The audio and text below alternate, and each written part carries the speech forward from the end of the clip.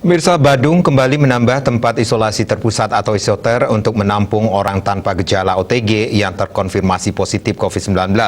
Awalnya, Rusunawa milik Universitas Udayana dijadikan lokasi isoter, namun batal dipindah ke Hotel Infinity Age. Saat ini, Badung menyediakan 880 kamar dari total 8 isoter. Dengan tambahan 1 tempat isoter di Kuta Selatan, Badung kini memiliki sebanyak 9 tempat isoter, dengan rincian 6 hotel dan 3 fasilitas pemerintah.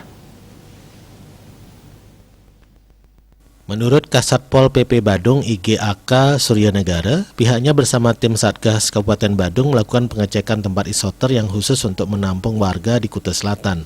Sebab selama ini tempat isoter baru ada di wilayah Kuta dan Mengwi. Untuk di Kutsel, sebelumnya rencana awal akan memakai Rusunawa Unut.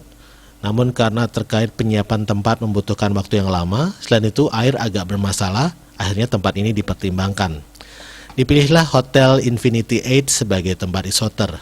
Satgas Provinsi Bali sudah melakukan pengecekan, apalagi Hotel Infinity Age ini sudah dijadikan tempat isolasi mandiri isoman berbayar.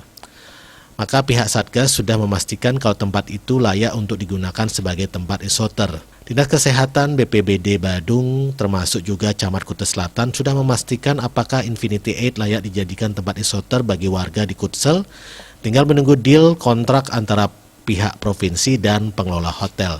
Sementara itu, Camat Kuta Selatan Ketut Gede Arte menyampaikan apabila memang sudah siap sebagai tempat isoter, pihaknya akan menugaskan lurah dan kepala lingkungan untuk mengkomunikasikan lebih lanjut. Yudi Karnaidi, Bali Pos melaporkan.